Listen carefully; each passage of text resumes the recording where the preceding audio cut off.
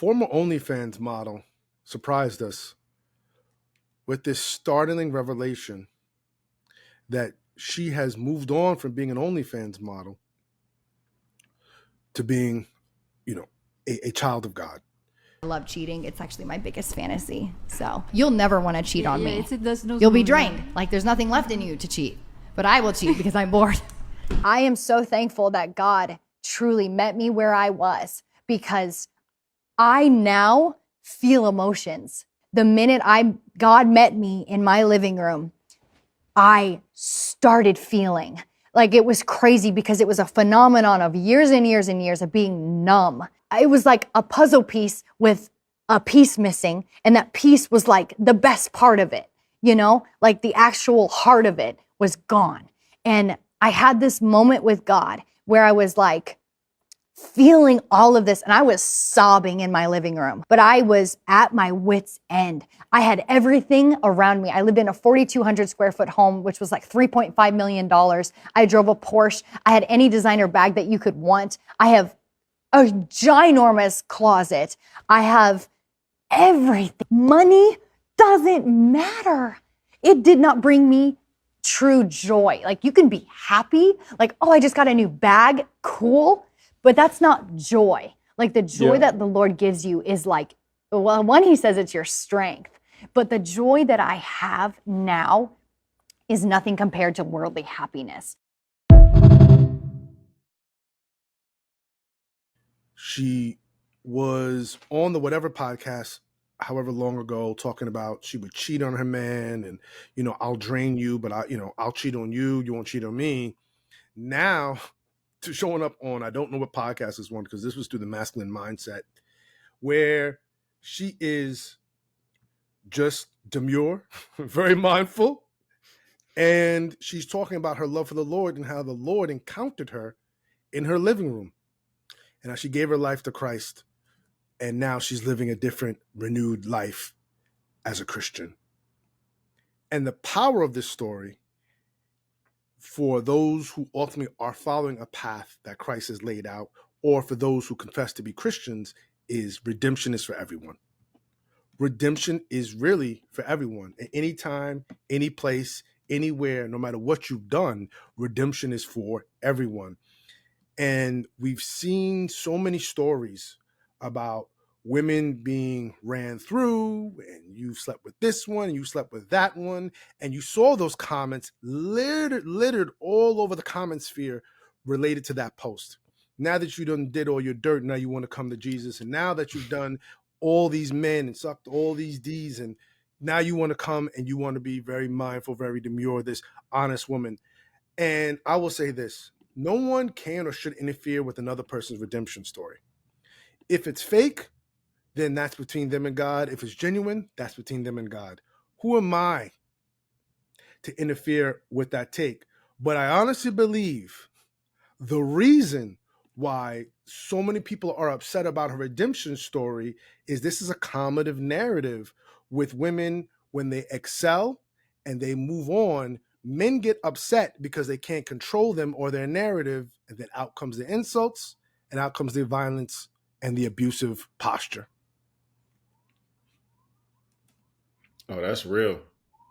That's some real stuff about people not being able to control somebody else's narrative. And because they was all up in the comments talking about, oh, you ran through and now you want to find God. But I looked at it this way. The first kind of takeaway I had about this was like, you can't fix what you don't face. And I think as any person going through some kind of growth or change, I don't know if this was intentional on her behalf, like if someone had talked to her about God and she was just in her living room and had this experience, or it was just like kind of cold. She was living her life because, like she said, she had all of the money, the bags, the cars, and whatnot, and she just kind of had this experience with the Lord. But when you have like genuine introspection, I feel like it can really lead to this kind of awakening to self and like things that you might be going through. Like she had referenced this phenomena of being numb. not having feelings, having like a lack of emotional awareness or intelligence or whatnot. And she had this experience, and it was the first time she was able to feel feelings. But I think, like I said, that comes from having real, honest, and genuine introspective conversations with yourself that lead you to that kind of awakening. And then I think in the process of that, it leads you to the kind of radical acceptance that turns into change. And I think, once you make that change internally, you're able to have grace for other people that are going through their own change, which was kind of the second thing that was like a takeaway for me, was like, your personal change is not up for public consumption and commentary. Mm, I think they should be allowed to process feelings, go through change, self improvement, skilling up in whatever ways seem authentic and genuine to them. And I think to have to worry about your story being consumed by the public and people always having something to say is what keeps a lot of people from changing. And so I want to say to that girl, I don't know what her name is, or to anybody who's going through something, like, don't let people's approval or, being affirmed by the public stop you from going through whatever change or personal growth you feel the need to make. Um, and I think the other thing, like I said, that she referenced was she had all the money that she could ever want. Um, she had the bags, she had the car, she had the house, but she realized that happiness was not the same as having joy.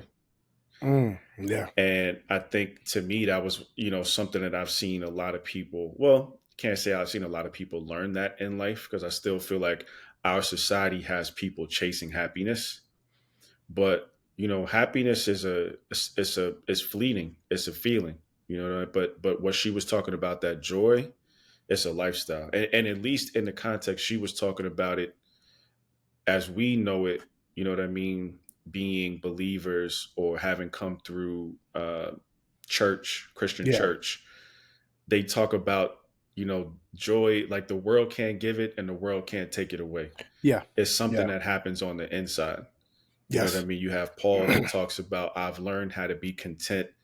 I have joy, whether I have abundantly or whether I'm lacking, because it's something that comes from my personal relationship internally with my God, whatever God you serve, or, whatever your higher power is that you talk to and interact with.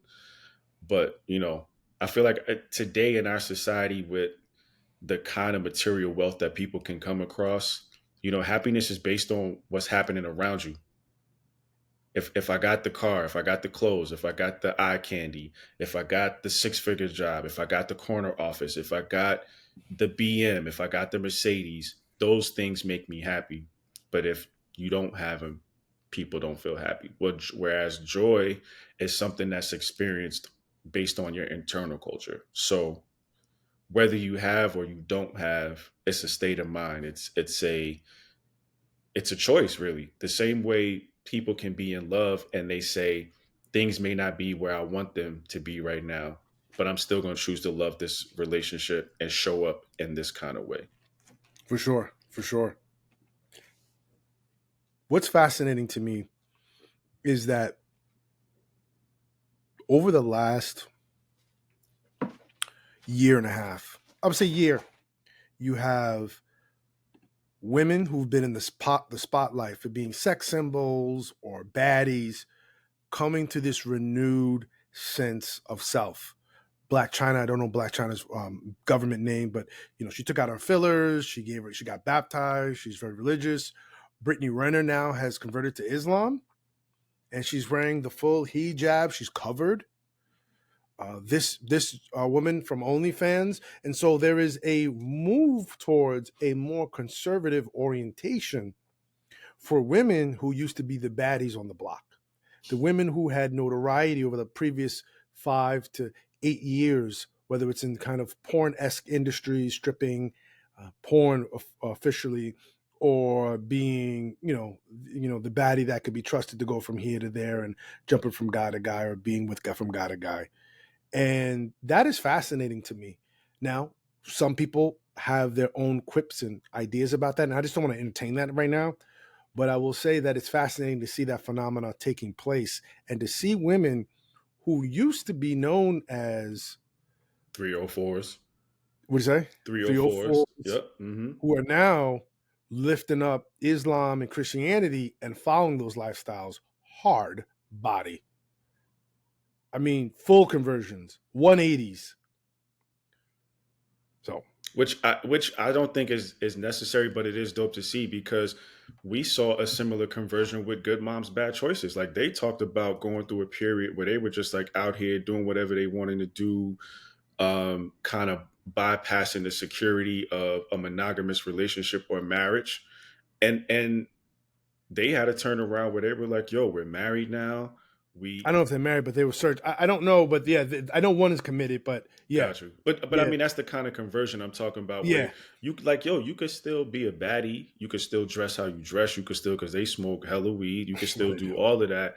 Yeah. And your change and your conversion still be valid and genuine. It's sure. Like your conversion doesn't necessarily mean my whole personal culture changes where I start doing everything different. But maybe some things do fall off. Like with Brittany Renner, the covering up. I mean, honestly, I didn't necessarily see her wear a lot of skimpy stuff on a regular. I mean, she just had the kind of body that whatever you put on her, the curves is bing boom bow. Like you're gonna see it. Yeah, it ain't that you can't do anything about it. It's like getting on a water ride and expecting not to get wet. Exactly. So I think again, people's conversions are valid to them, and it's not up to public consumption or public opinion to say it's invalid because they used to be this or they used to do that. Like, yo, come on, bro. A lot of us used to do things that we don't do anymore. Exactly. And taking a step further with these women, notably, there is a turning down of money that was funding that lifestyle to find new paths of revenue and sustainability that at times, and we know this as business owners and entrepreneurs, can be very difficult. That's an arduous process to remove a known revenue line to replace it with something else. Nobody in business, and any of the big major companies is just going to kill a revenue line. Especially where they make their longest bread. Yeah, well, yeah, just to be nobody does that for ethical reasons. Most companies will not do that unless it's something that most likely accompanied by public pressure. Facts. Yeah. So kudos to them, and I hope that we continue to have more dialogue on this. I'd love to come back to this topic in the future just to talk about progress and some of the other negative parts of these comments that I just don't want to entertain right now, at least from my vantage point. Word. Let's talk about another video. I think the Desirable Truth podcast, a guy who does Man on the Street. Mm-hmm. And he always does these interesting Man on the Street interviews. There was one that made the rounds and went viral because it was we talked about it here, a man and his woman, and he was talking about, that's my fiance, I don't want a hall pass. She, though, went through 3 hall passes. One of them was Barry Bonds' son, and a couple other dudes I didn't know. She had them lined up. And of course, everyone had comments on it. This one was about a 26-year-old woman who said that she lives with her man. She pays the majority of the bills, and he contributes when he can. Mm-hmm. What's your age? I'm 26. Are you single? No. How long you had a man? We've been together for 4.5 years. Would you want your relationship to be 50-50 with your man or traditional? Personally, I'm the breadwinner in my relationship. You're the breadwinner? Correct, yeah. So I take care of my man. I take care of our rent. I take care of a lot of our bills. He does chip in when he can. I think overall, at the end of the day, if you think that you're going to be married one day, your finances are all going to be shared at that point, legally. So if you're going to be spending your whole lives together, it doesn't really matter who it's coming from because you're going to have those finances being shared. Hold on. You don't feel like that puts you in a masculine role or put too much pressure on you to take care of him? No, I think it's a very just shared position. We care about each other, so we take care of each other. Just if your mom or something, for whatever reason, her income changed and was making less money, you wouldn't be oh, I'm not going to take care of you because it's going to make me less masculine or whatever. This is how it's been for the last 4 years? The last 2.5. Before then, everything was pretty even. Now, for most people, this is flagrant because a lot of what's coming out in the current comment sphere throughout the social media landscape is about women and men and money. Money has become a major discussion point, historically does in marriages, but I think it's even heated up because of income inequality. We've seen women become more successful, make more money than men. And then we've also seen men struggle to find themselves and their identity when they can't be financial providers. And what I thought was cool about this for me is if she's cool with it, then she's cool with it. Why do I care what she's cool with or she's not, cool with? Why do I care about what she's going to do or what she doesn't do? If this is comfortable for you and there's agreement and consent, go ahead and have at it. Enjoy your life together. There really is no big deal to it. And another thing is that she obviously has an understanding of his situation because she said he gives money when he can. Now, I don't know what he's doing. I don't know if he's, continue to build a business. Some of these things are just issues that are just left to privacy of the couple. But just to hear that and to see that she's making this accommodation for him is sweet in a way that couples can understand each other. Now, where I happen to have a very strong line is, and I just heard Scott Galloway say this, I believe if you're a man in a relationship, you should say, I am responsible for the financial future of this family or this unit. You should draw the line and say, I am the leader and I'm going to financially provide for this relationship. Now, that may mean you don't necessarily make the most money. You may not be the breadwinner, quote unquote, but then you're helping and managing the budget. You're being thoughtful and predictive about retirement. You're looking at Roth IRA investments and you're sharing in how that money is being spent in a way that's going to be responsible and helpful to the family long term. Now, some people may say, well, would you got a partner who doesn't want to share it? Then maybe that's the wrong partner for you to be with. If you can't partner like that, then maybe that's the wrong person for you to be with, because there's always going to be exceptions to the rule. Comments from the peanut gallery who say, well, what if, there's always going to be a what if. So much so that Marvel Comics got a whole line called What If, because people love to play and think about a scenario that could be flipped a different way. But in most cases, when you're talking about a good practice and a good thoughtful way to approach a relationship, the man should assume responsibility for financial provision of the home.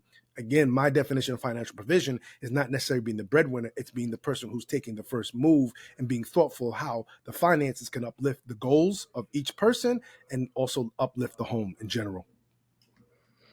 No, I like that. That's really good. Taking that financial lead. Because,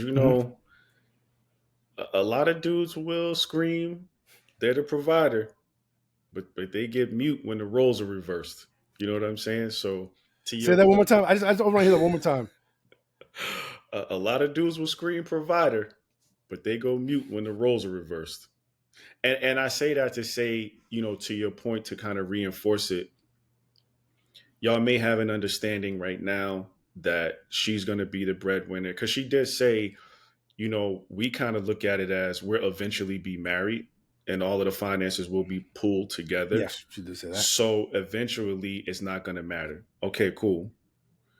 But, and I mean, she did say she's 26. So I don't know, if her man is in her peer group age-wise. I don't know what kind of programming he's received.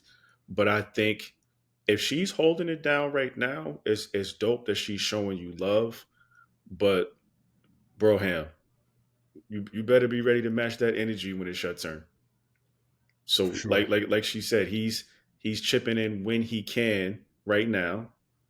But he's got to be proactive about finding other ways to fill the gap if the finances are going to be her thing. Because we've talked about this before, right?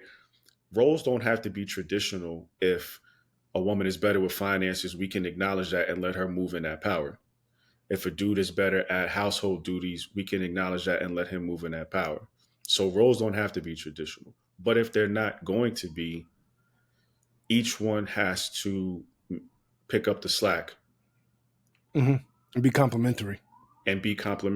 Exactly.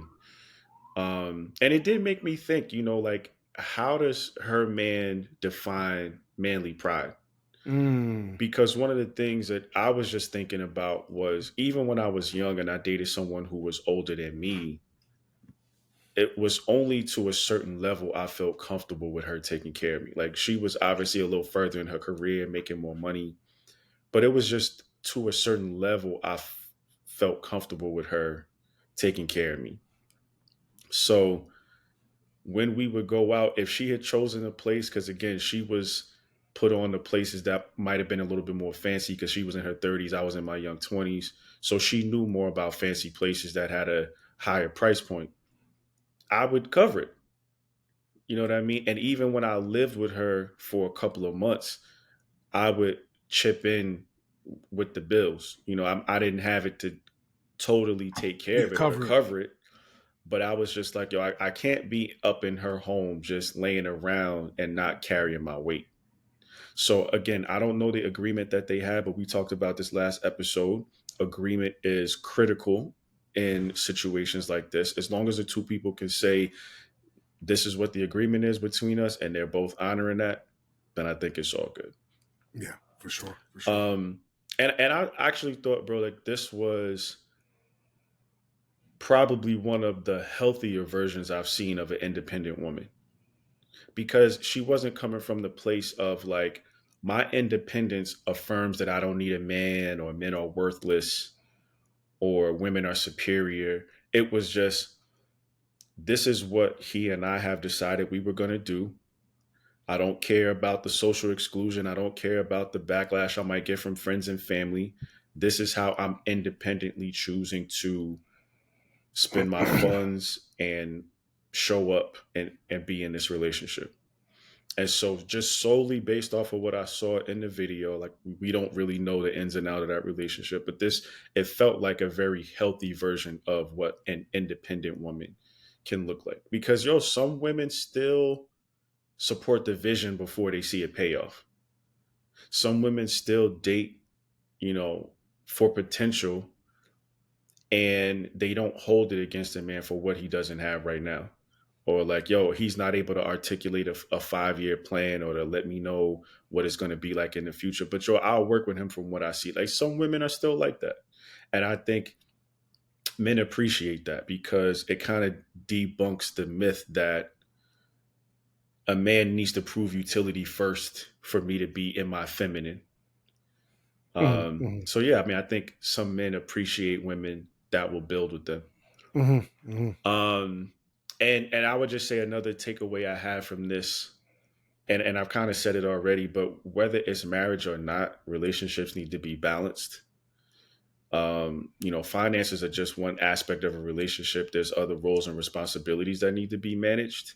So like she said, he chips in where he can, but if he's only financially chipping in where he can, he has to find other ways to be complementary to maintain that relationship. Absolutely.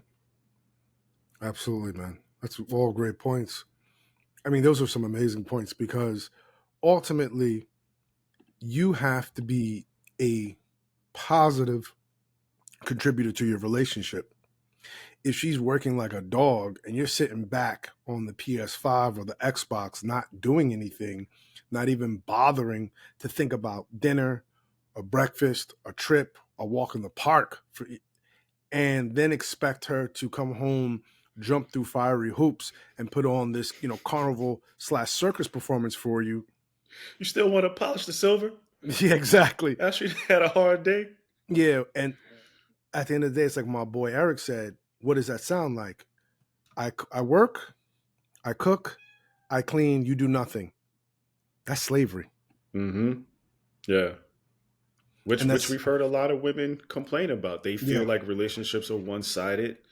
They feel like, we've talked about this, they feel like they're the social secretaries. They feel like they're making the plans. They feel like they're doing this, everything on down the line. Yeah. And you do have some dudes who are just kick their feet up on Madden all day and still, hey, what's for dinner tonight? Like, come on, son. Come on, son.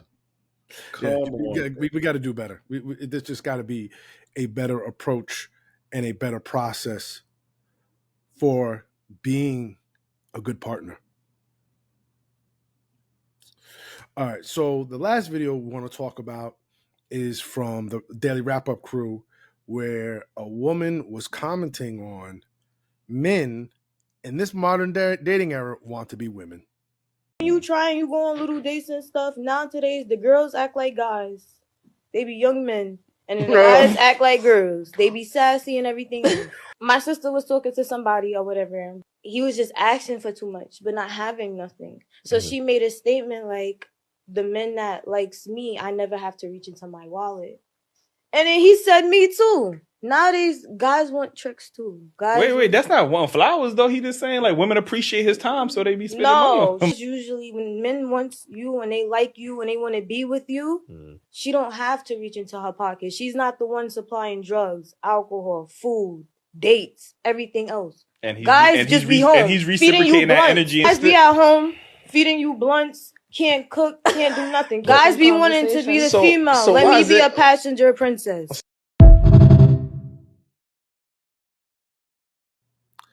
And, you know, more and more men, just coming on the heels of what we were just saying, appear to want to be passenger princesses. Now, what is passenger princess, right? When you're driving and your woman, you know, doesn't drive and she just goes along in the passenger seat. But I think that becomes almost metaphorical for what's happening in the dating scene, what we hear women talking about, where men just want to be taken everywhere. They want to be taken care of. They want to be catered to. They want to have their cake and eat it too. And don't even think about, well, let me go to the store tomorrow to get her cake because I had my time and my fun. Let's have her time and her fun.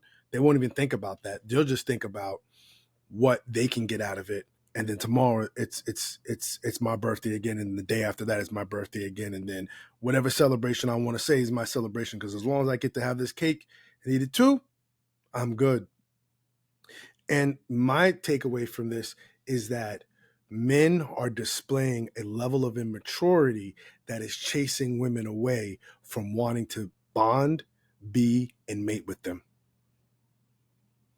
And that immaturity is really starting to show itself in many of our dating, in many of our dating scenarios, and many of our dating apps.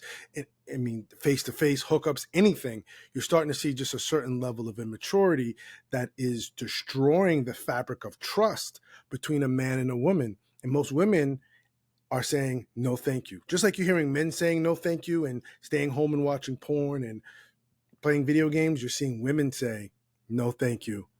What's that old phrase? I can do all bad, all on my lonely. And it's unfortunate because what's going to happen to the state of affairs, and I said this before, on a national level, on a demographic level, but also on an interpersonal level, where men and women aren't coming together to be together anymore. Yeah. Just to take that, I had a different take on it. Just listening to what she was saying, to me, it kind of felt like, look, as a man, I don't think there's anything inherently feminine about desiring reciprocity in a relationship. Just based off of what she said, right? Her sister was seeing somebody and they were going back and forth about what they should do or where they should go on a date. And the sister says, yo, when men are interested in me, I don't have to reach into my wallet. Mm-hmm. Mm-hmm. And he just says, yo, same with me. And I think he was just saying that, like, some men are at a place where they're understanding the need to be shown effort in the same way they're expected to show up and show effort. Like, I feel like a lot of men's program is solely about what they're supposed to do and how they're supposed to perform and how they're supposed to show up and what the role of a man is, right? But it's not very often that conversation is had with any kind of discussion about the emotional care that's required to keep him doing those things or to even motivate him to do those things. So, like, yeah, I mean, I feel like if I'm in a conversation with someone, a woman, and they're telling me like, yo, if a dude is trying to date me, I need him to do X, Y, and Z. I'm not being demeaning to her by being like, well, if someone is trying to date me, I need them to do A, B, and C. We're just talking about what our needs are that we like met in a relationship. even if it's, we're just talking about dating at that point and it's brand new. But I think men are, being more vocal about their need to be shown effort and desire in a relationship in the ways that they're expected to show that effort and desire. And I don't think there's anything wrong with that. And the other thing I will say is, bro, gratitude hits different. It hits very different. And I think we said this on the last episode. I believe you said it. There are a lot of men out here who want to be faithful, who want to spoil a woman. I mean, it's in our DNA to take care of people that we love. But the moment it feels like it's a demand, the moment it feels like it's an expectation or an obligation, it's going to go unappreciated, and it's a vibe kill. And I feel like people, regardless of gender, are turned off by entitlement. I think of women I've heard say, we talked about on the episode with Tavia, that whole indebted scenario, right? So like, no, I'm not going to let you pay for my dinner because I don't want you to expect that these legs are going to be open late night after this. You know what I'm saying? So like, nobody likes entitlement, especially if the sentiment is, I'm entitled to something that you have. It's not even mine. It's not like how you talk about, you feel like the world owes you respect, or at least the objective pathway to happiness. You feel like you're owed that. That's very different. Yeah. You telling somebody like, yo, you owe me sex at the end of the night because I paid for it, or you owe me, you gotta cover my bills, or do this, that, and the third because I'm this gender, or you know what I mean? Like, nobody likes entitlement, regardless of your reasons. Nobody likes to feel like they owe you or they're under your thumb because it's an obligation. Yeah, for sure.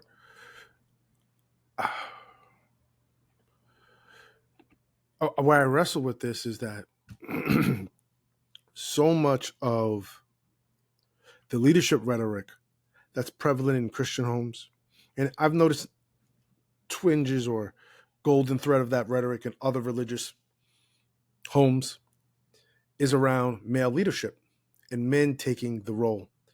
Leadership to me, and there's different leadership models, is about service, initiating, planning, being present. Not just being present, being physically present and emotionally absent, being physically present and emotionally connected.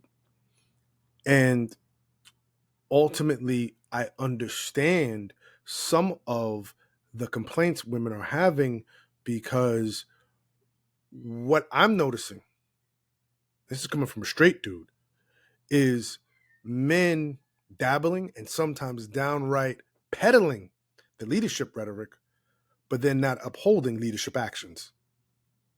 They're good to talk about, I'm the leader, but then they act like a follower. And the challenge is, you can't have both.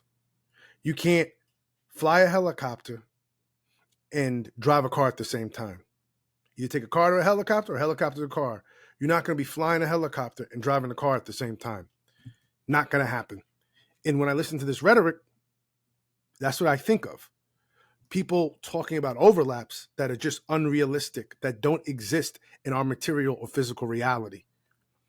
And you can't talk about being a leader and then talk about, I'm going to play this role of follower, but then when you get treated like a follower, say, no, I'm a leader. Doesn't work that way. And what I've seen is, as you like to say, these men will spin the yarn on you. They'll spin the yarn on you. I've even seen dudes try to do it to dudes. Straight scenarios where you don't want to be accountable, so now I'm going to use all this fanciful rhetoric, or I'm going to avoid confronting and talking about something I might have done around you or to you, because I don't want to be held accountable. And we've had this discussion in men's groups that me and you belong to before. Everything's cool in a men's group. Listen up, everybody. Everything's cool in a men's group until you try to hold those men accountable. Everything, if you're in an all men's group and you guys are getting together either to study, to talk about finances, investing, relationships, I'm talking about you're in a mastermind group, everything's going to go right in the beginning.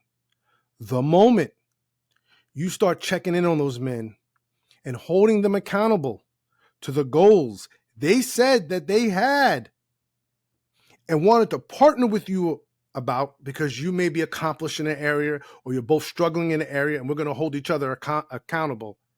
The moment you start kicking in that accountability, dudes do their best Casper impression and disappear. They become ghosts. And I've seen that in just my straight orientation working with other straight men.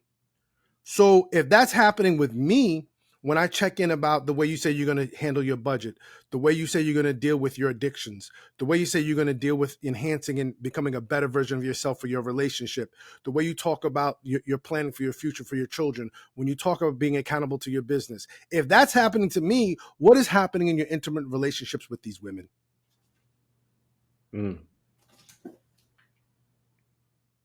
What are they experiencing? And at what point do you say, does any human being say, I've had enough? It's my stop. Yeah. For those who don't know, Jamie and I, when we talk, we always talk about being on a trolley of nonsense, right? Typical San Francisco trolley going up the hill. And you go, you know what? Someone starts talking. They start spewing all this nonsense and BS. And you just go, ding, ding. Yeah, I'm getting off here. It's my stop. But I thought your stop was 5 blocks away. It was. The BS and the nonsense is at such a high level in this trolley right now. Bing, bing. I'm getting off. Yeah. But this is a bad part of the neighborhood. I'll take my chances. There's a bunch of gunshots here. 2 people got shot last night. I'll take my chances. I'll crawl on the floor. Yeah, exactly. I'll walk down, duck walk it. I'll bear crawl. I need the exercise anyway. I missed the gym. But I'm out here. But I'm not staying on this trolley of nonsense. Not one more second. Now, one more second. Because you're so full of it, and it's just starting to heat up the windows. It's starting to overflow through the open windows. People think we're smoking in here. No, it's just your BS. That's just clouding everything up. No one's high. It's your BS. So once again, conductor, driver, bing, bing, respect the bing, bing. I'm getting off. I am getting off. Yeah, not in a good way. This must stop. This is my stop. We're out of here. No, I feel you, bro. And I think there probably are a lot of women who experience that lack of accountability when it comes to leadership. I think the other side of that coin is I don't think what you probably or I might define as leadership is actually happening in a lot of these homes. Mm-hmm. Now, that could be for a myriad of reasons. We've talked about this before with the different models of leadership. Even that is different models of leadership. Yeah. But I think that we've talked about this before, just in terms of a lot of men not really knowing how to lead is another thing. Now, if you're going to be out here selling them tickets, selling them wolf tickets, like, yo, I'm the leader. Like I said earlier, a lot of dudes be crying provider until it's time to provide it. And it's like, well, it's partnership. It's 50-50. Like, yo, come on, son. Keep that same energy. If that's what you said you are. Yeah, if that's what you said you coming in with. If that's what you said you bring to the table, leadership, and she got to be submissive. And get on my program. And listen, get on my agenda. And if you're going to say that's what it's supposed to be, that's the kind of household you run in, you got to create that environment. Like you said, bro, I think there was a great word, initiation. Yeah. When you talk about leadership, service was another one, but it has to be proactive from the person that's claiming that spot. Mm-hmm. Absolutely. Absolutely. And I'm not sitting here saying anyone's perfect or imperfect. What I'm saying is I just see a pattern of behavior where you say to a woman, get on that agenda. You look at the agenda and it just says 9 o'clock Staten Island dump, 10 o'clock Staten Island dump, 11 o'clock Staten Island dump, 12. You just garbage. You literally taking people into garbage. And why wouldn't anyone with a brain and a nose say, I don't like the smell of this garbage. This is rank. I'm sorry. I don't know if it's me or the mutant rat right there sitting there reading that New York Times from 1988. But I just don't like it here. I have to go. And then you turn around and say, this is the problem with modern women. Yeah. Yeah. I mean, I don't know who would have the unmitigated gall to do something like that. But now you know that. No, I'm saying I personally don't know anybody. Fair enough. Yeah, we're pretty sure it's happening. Now, again, I don't know anybody who's doing that, but we know it's happening. Fair enough. Fair enough. Because I just think that some of these issues are ridiculous. You talk about women and you talk about femininity more than you talk about being masculine. And I'm starting to wonder, do you want to be a woman? Because y'all seem to know more about the woman world than the man world. You seem to know about holding other people accountable more than you know about holding yourself accountable. You seem to be more interested in controlling another person than controlling the person who stares back to you in the mirror every morning. That to me is dangerous. Mm-hmm. Because the masculinity I was raised on is you hold yourself accountable and then you move out into the world. And when you move out to the world, understand you're still responsible for your actions. So someone may be doing X, but if you've determined and said, I need to do Y, you're doing Y no matter what. You're going to falter. You're going to fail. Sometimes you're going to be seduced over into X. But then you come back to Y and you say, hey, look, I got seduced by X. You don't say X seduced me. No, you allowed yourself to get seduced. And you need to get back on your program. And hopefully your program isn't 9 a.m. Staten Island guard stuff. 10 a.m. Hoboken dump. Exactly. Now we in Merrick, Long Island, doing the dump dance. No, homie. Sanitation all day. Yeah, exactly. You know what I mean? You hanging out with Splinter from the Ninja Turtles at the bar at night just because the smell hasn't gone off. Him and Templeton just keeping exactly. Charlotte's Web. Yeah, man, Charlotte. Yeah, you're not gonna be up in there with me doing that. So I can understand if I'm not gonna do it, why am I gonna make a woman do it? Yeah, I would say obviously if there are dudes doing that, yeah, got to make that 180, got to make that hard pivot. If you're saying you're a provider. And you're expecting a woman to respect that position that you hold, uphold it. You know what I mean? Like don't let it turn into something else that you didn't intend for it to be, because of circumstance. If you say, like you said, bro, if your masculinity is such that when I say something, I have integrity, I want to keep my word to it, I want to be accountable to it, then no matter how anybody else is showing up, you keep your word to it. You're still doing the thing that you said you're going to do. Now, like you said, you're going to falter. Yeah. You're not always going to be perfect in that. You're going to fail. But the principle remains the same. It's perpetual. You said it for yourself. You said I'm a leader. So that's your perpetual call. You said that I'm supposed to be the head. So that's your perpetual call. And so the initiation and the service and the eating last and all of those things that come with that, it's not conditional. It's unconditional. It's perpetual. Those calls are perpetual, and they're without repentance. And on that note, way to send this offering check in. You can send it now. Check the P.O. Box 482-698 here in Detroit, Michigan. Oh my God! Help this Zip ministry code out. 12845. Also, if now you're online at www. Dudes first went online in the 90s. We're also available at www. Man.